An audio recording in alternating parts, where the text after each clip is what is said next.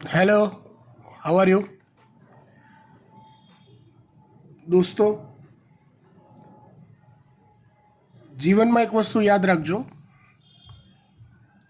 તમે જ્યારે કોઈ પણ કામ પોતાના હાથ પર લો છો ને, અને એ કામ માટે તમારી 100% જો પ્રમાણિકતા આપો છો ને, તો સાક્ષાત ઈશ્વર પણ તમને સફળતા અપાવવા માટે કામે લાગી જાય છે. એટલે તમે જે કામ માટે, કામ પ્રમાણિક હોવું જોઈએ, સાચું હોવું જોઈએ. જે કામ હાલ આપણા માટે 11-12 સાયન્સ, સારામાં સારું રિઝલ્ટ, એ આપણે હાથમાં લીધેલું કામ છે. તમે ખાલી ને ખાલી તમારી પ્રમાણિક 100% તાકાત લગાડો, બાકી ઈશ્વર પર છોડી દો. ઈશ્વર દયાળુ છે, તમને મહેનત કરતો જોઈ અને ચોક્કસપણે તમને મદદરૂપ થશે. શ્વસનની અંદર બાકી રહેલો ટોપિક છે, એની ચર્ચા કરીએ. ટોપિક છે પૂરક આંક.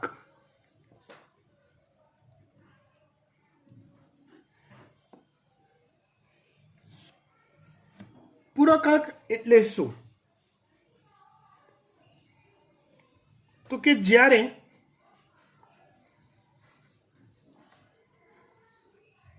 પૂરતા સૂર્યપ્રકાશની હાજરી હોય, જ્યારે પૂરતા સૂર્યપ્રકાશની હાજરી હોય તે સમયે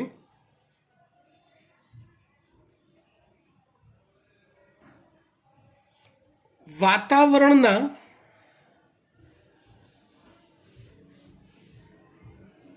CO2ની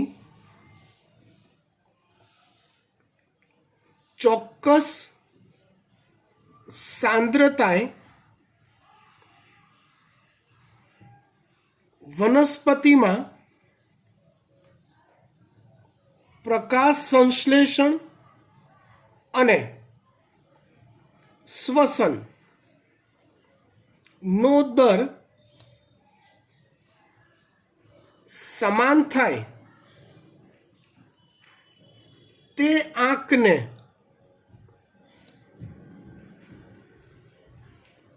પૂરક આંક કહેવાય છે.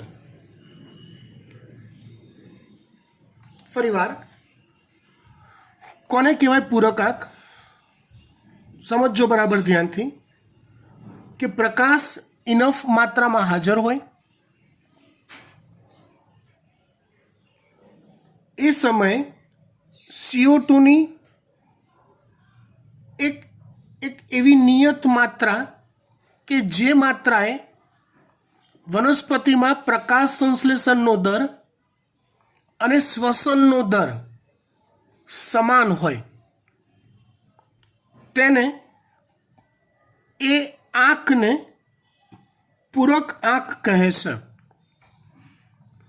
થોડુંક ડિટેલમાં સમજાવું એટલે વધુ ક્લિયર થશે. આપણે સૌ જાણીએ છીએ બેટા કે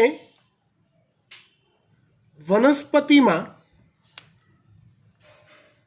પ્રકાશ સંશ્લેષણનો દર સામાન્ય સંજોગોની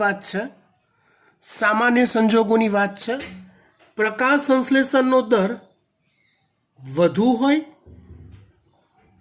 અને શ્વસન દર ઓછો હોય. એનું એક પ્રેક્ટિકલ ઉદાહરણ ગયા લેક્ચરમાં મેં થોડીક એની સમજૂતી આપી હતી.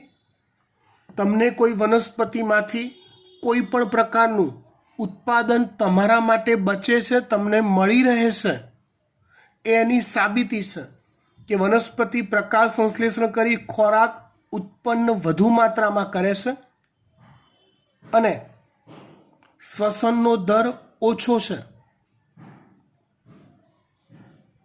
તો જ તમારા માટે ખોરાક બચે છે, બાકી તમારા માટે ખોરાક બચે નહીં. એટલે વનસ્પતિમાં શ્વસન દર નોર્મલી ઓછો હોય છે. કોના કરતાં? પ્રકાશ સંશ્લેષણ કરતાં. ચલો હવે હું તમને એવું પૂછું કે પ્રકાશ સંશ્લેષણમાં વનસ્પતિ વાપરે શું? તો તમે કહેશો O2 મુક્ત કરે અને CO2 વાપરે. વનસ્પતિ શ્વસન કરે તો શું કરે? તો શ્વસનમાં દરેક સજીવ એક સરખું જ કરે. શું?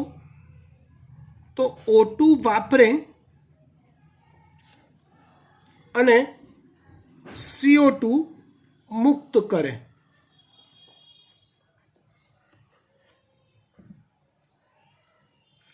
નોર્મલ કન્ડિશનમાં પ્રકાશ સંશ્લેષણનો દર વધુ હોય એટલે વનસ્પતિ O2 મુક્ત કરે છે વધુ અને O2 વાપરે છે ઓછો. CO2 વાપરે છે વધુ કેમ કે પ્રકાશ સંશ્લેષણનો દર વધુ છે અને CO2 મુક્ત કરે છે ઓછો. એટલે જ તો વાતાવરણની શુદ્ધિ કરવા માટે વધુ વૃક્ષો વાવો એવું અભિયાન ચાલે છે. એનું કારણ તમારી સામે છે. વનસ્પતિ O2 મુક્ત વધુ કરે છે જે આપણી જરૂરિયાત છે. CO2 વાપરે છે વધુ એ પણ આપણી જરૂરિયાત છે.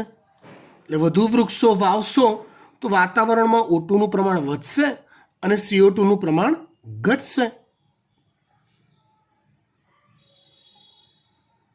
ખબર પડી વાત?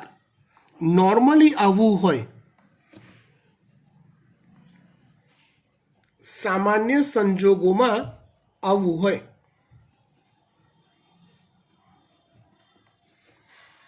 પણ દોસ્તો અહીંયા વાત કરી છે પૂરક આંખની કે પ્રકાશની એક ચોક્કસ હાજરીમાં અને વાતાવરણમાં CO2 ની ચોક્કસ સાંદ્રતાએ આ બંને દર સમાન થાય. મતલબ જેટલો CO2 વનસ્પતિ વાપરે એટલો જ CO2 મુક્ત કરે. મતલબ બંનેના દર જો સમાન હોય એટલે એવું થાય કે વાસ્તવિક પ્રકાશ સંશ્લેષણ શૂન્ય થાય. જ્યારે પૂરકાંક સ્થપાયો હોય ત્યારે.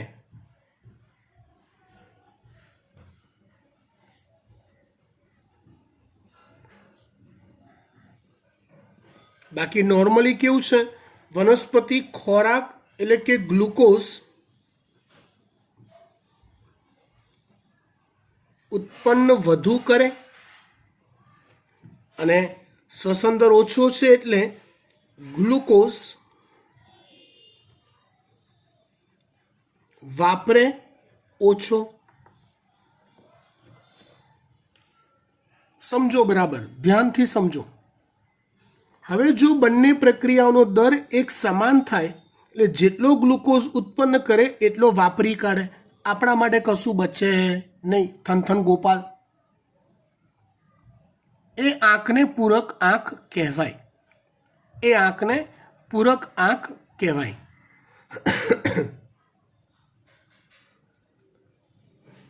થોડુંક વધુ ધ્યાનથી સમજીએ કે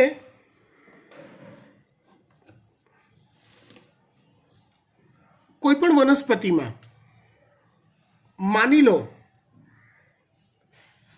કે હાલ CO2 નું પ્રમાણ આ ધારવાની વાત છે. ધારો કે CO2 નું પ્રમાણ હાલ એક્સ છે એવું માની લઈએ. એક્સ CO2 ના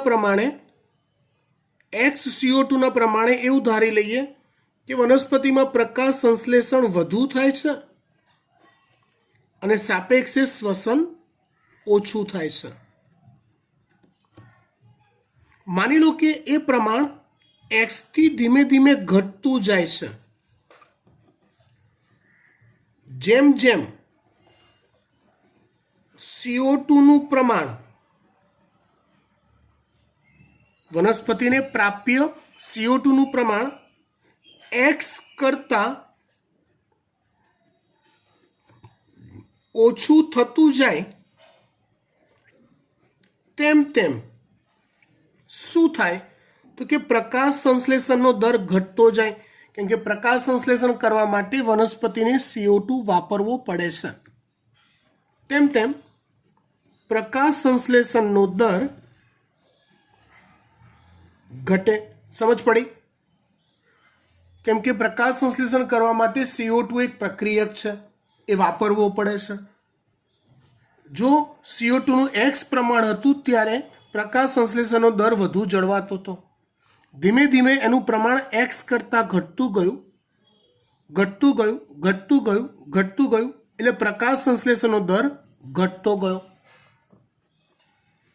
એવા એક ઘટતા CO2 ના ચોક્કસ પ્રમાણે કે માત્રાએ પ્રકાશ સંશ્લેષણનો દર ઇઝ ઇક્વલ ટુ શ્વસન દર થઈ જાય છે, જેને વનસ્પતિનો કાર્બન ડાયોક્સાઇડ પૂરક આંક કહેવાય.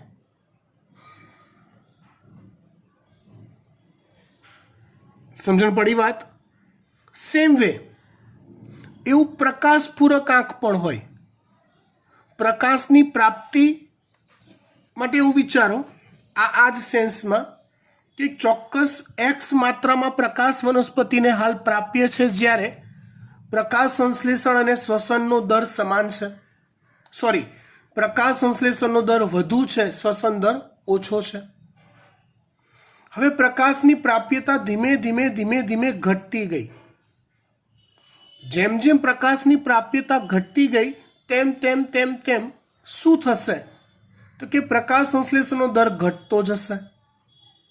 અને જેમ જેમ ઘટતો જશે એક લેવલ એવું આવશે કે પ્રકાશ સંશ્લેષણનો દર અને શ્વસન દર સમાન થશે. એને વનસ્પતિનો પ્રકાશ પૂરક આંક કહેવાય. જ્યારે પૂરક આંક સ્થપાય ત્યારે વાસ્તવિક પ્રકાશ સંશ્લેષણ 0 થાય.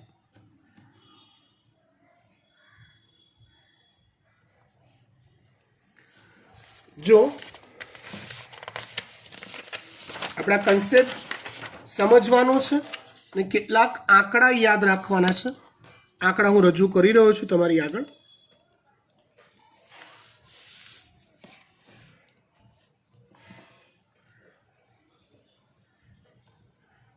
વનસ્પતિમાં પ્રકાશ પૂરક આંકનું મૂલ્ય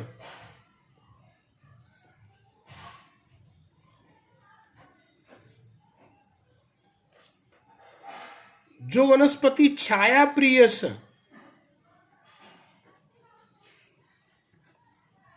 છાયાપ્રિય એટલે બહુ તીવ્ર પ્રકાશમાં ન ઉગતી હોય એવી વનસ્પતિ હોય તો એમાં એનું પ્રમાણ 2.5 થી 100 ફીટ કેન્ડલ્સ જેટલું છે. એટલે 2.5 થી 100 ફૂટ સુધી કેન્ડલ એટલે મીણબત્તીનો પ્રકાશ મળતો હોય, એટલી કેન્ડલ ગોઠવેલી હોય એટલા પ્રકાશના ગાળાની અંદર છાયાપ્રિય વનસ્પતિમાં પ્રકાશ પૂરકાંકનું મૂલ્ય જોવા મળે છે. એવી રીતે જો પ્રકાશપ્રિય વનસ્પતિ હોય તો એમાં એ પ્રમાણ 100 થી 400 ફૂટ કેન્ડલ સુધીનું હોય છે। આનો સીધો સાદો ભાવાર્થ એવો થાય કે જુદી જુદી છાયાપ્રિય વનસ્પતિઓને જો 2.5 થી 100ની વચ્ચેના ગાળામાં પૂરકાંક સ્થપાતો હોય, જો કોઈ વનસ્પતિમાં પ્રકાશ પૂરકાંકનું મૂલ્ય ધારો કે 2.5 છે, ફૂટ કેન્ડલ છે, તો એ વનસ્પતિને 2.5 ફૂટ કેન્ડલ કરતાં વધુ પ્રકાશ જો પ્રાપ્ત થાય એટલે પ્રકાશ સંશ્લેષણનો દર વધી જાય। જો કોઈ છાયાપ્રિય વનસ્પતિનો કાર્બન ડાયોક્સાઇડ પૂરકાંક 100 છે, પ્રકાશ પૂરકાંક 100 છે, મતલબ 100 કેન્ડલ કરતાં વધુ ફૂટ કેન્ડલનો પ્રકાશ જો મળે છે તો એ પૂરકાંક ગુમાવી દેશે અને પ્રકાશ સંશ્લેષણનો દર વધી જાય છે। એવી રીતે વનસ્પતિનો CO2 પૂરકાંક જોઈએ।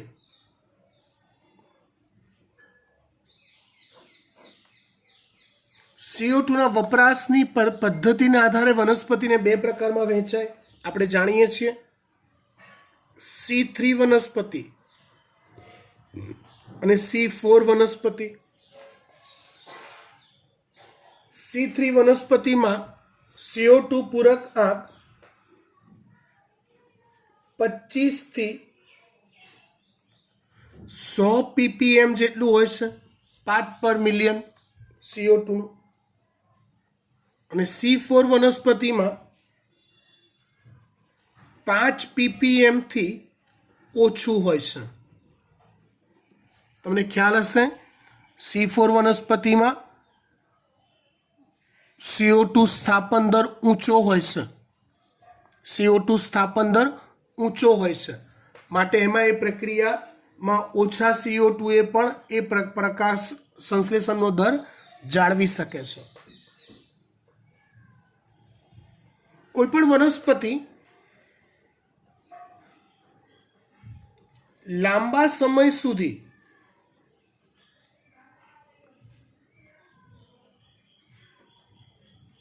પૂરકાંક જાળવી શકતી નથી। શા માટે? કારણ કે વનસ્પતિના જે બિનહરિત અંગો છે, પ્રકાંડ, મૂળ વગેરે જેવા, એ બિનહરિત અંગો શ્વસન કરી CO2 મુક્ત કરે જ છે। બિનહરિત અંગો શ્વસન કરીને CO2 મુક્ત કરે જ છે। તો એવા સંજોગોમાં CO2 નું પ્રમાણ વધતા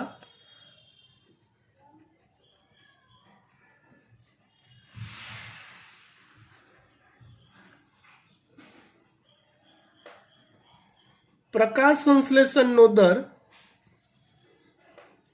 વધી જાય છે।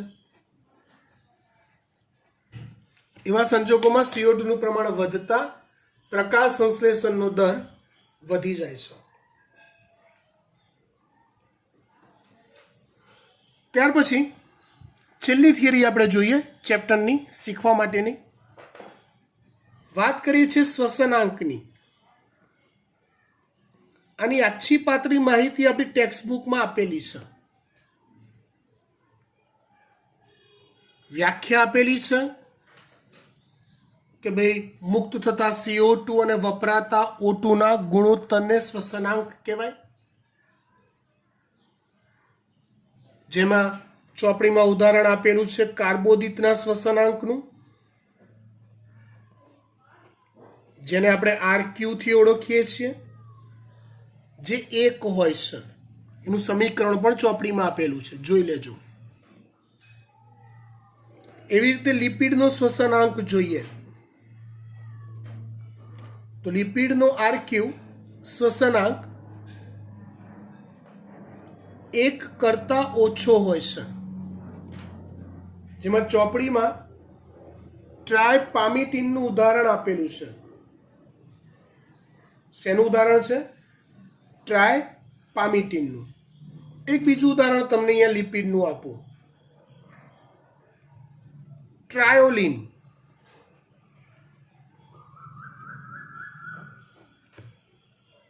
ટ્રાયોલિનનું સમીકરણ જોઈએ, શ્વસન સમીકરણ, એટલે વધારે ખ્યાલ આવશે આપણને. C57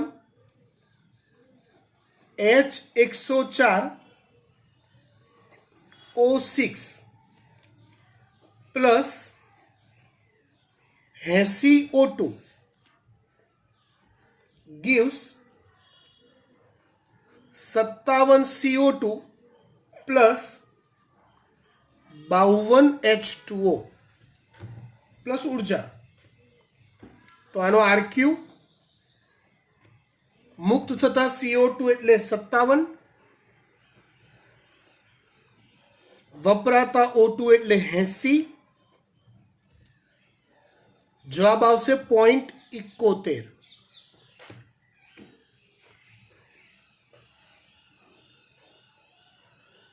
એવી રીતે આપણે જોઈએ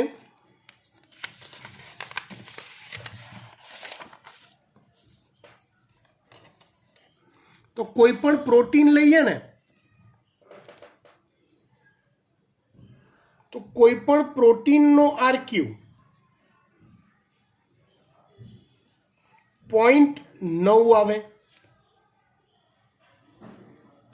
કોઈ પણ પ્રોટીન લો, એનો આરક્યુ 0.9 આવે. CAM વનસ્પતિઓ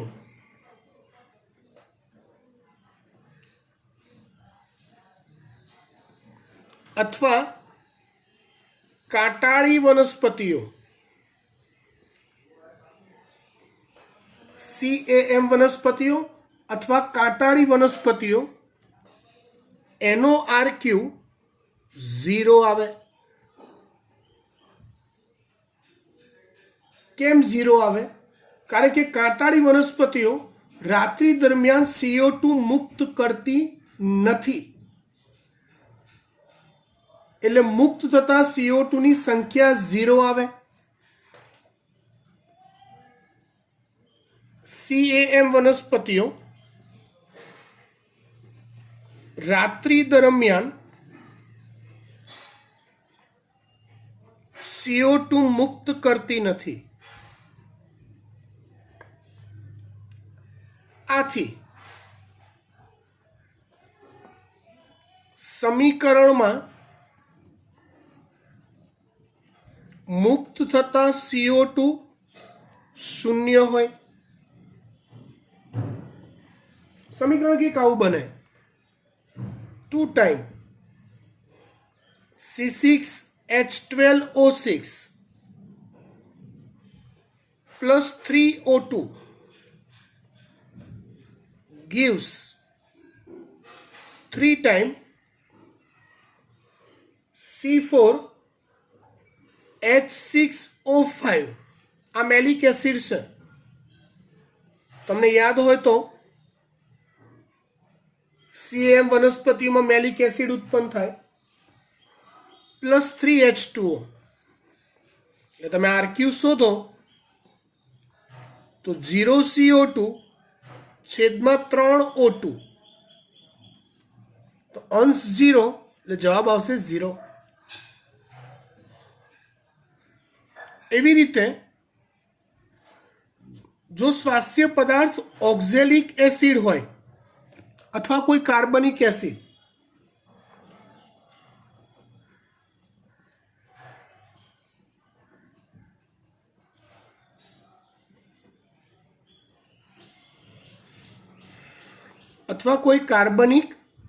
હોય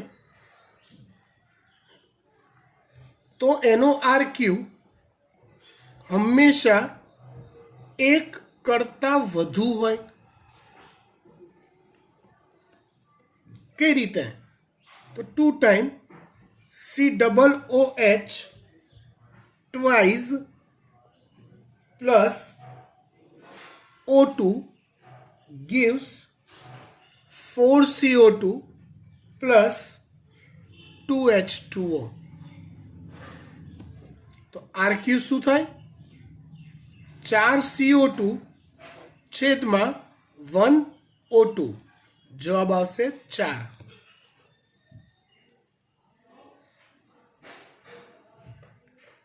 જો આરક્યુ નો આધાર શેના પર હોય તો આપણે કહીએ મુક્ત થતા CO2 અને વપરાતા O2 પર હોય. તો એક સરસ લોજિક આપું. જો કોઈ પદાર્થના બંધારણમાં O2 નું પ્રમાણ ઓછું હોય તો તેનું શ્વસન કરવા બહારથી O2 વધુ આપવા પડે છે. જો કોઈ પદાર્થના બંધારણમાં O2 નું પ્રમાણ ઓછું તો એનું શ્વસન કરવા બહારથી O2 વધુ આપવા પડે છે. અને જો પદાર્થના બંધારણમાં O2 નું વધુ પ્રમાણ તો તેનું શ્વસન કરવા